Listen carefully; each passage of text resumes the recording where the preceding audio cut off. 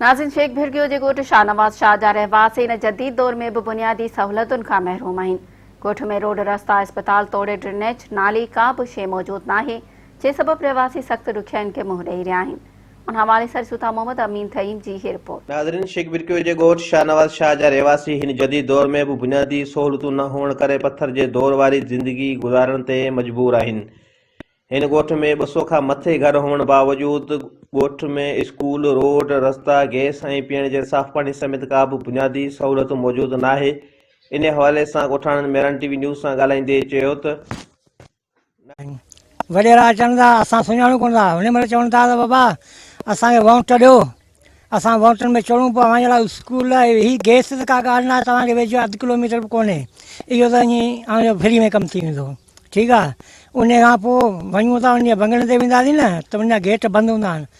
पुछंदा केरु आयो, आया किथां खां आहियो।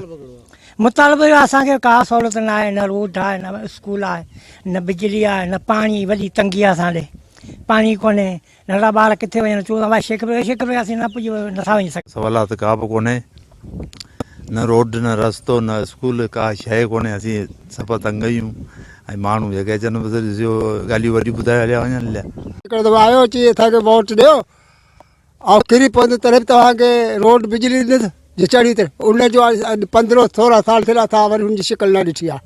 असांखे कुझु कोन थो मिले, असांखे रोड, असांजा ॿार वीचारा ईअं तालीम कान्हे, हुनजी ज़िंदगी ख़राब पई थिए, का बि सहूलियत कान्हे। कोन्हे स्कूल, न को गैस, न को रोड, का शइ कोन्हे। क़दीमी ॻोठ हाजी शाहनवाज़ शाह शेख भिरकियो जेको तमामु घणा वोट रखे थो, वॾी वोट जी हैसियत रखे थो, पर असांजे ॻोठ में अफ़सोस सां चवणो पए थो त बुनियादी का बि सहूलियत कोन्हे। स्कूल, गैस, रोड ऐं असांजे ॿार नंढा तइलीम खां महरूम आहिनि। ऐं जेका बि चूंडियल नुमाइंदा वाइदा करे विया आहिनि, उहे बसि ख़ाली उहे वाइदा पूरा करे वञनि त असां चवंदासीं त असां हुननि जा शुक्रगुज़ार।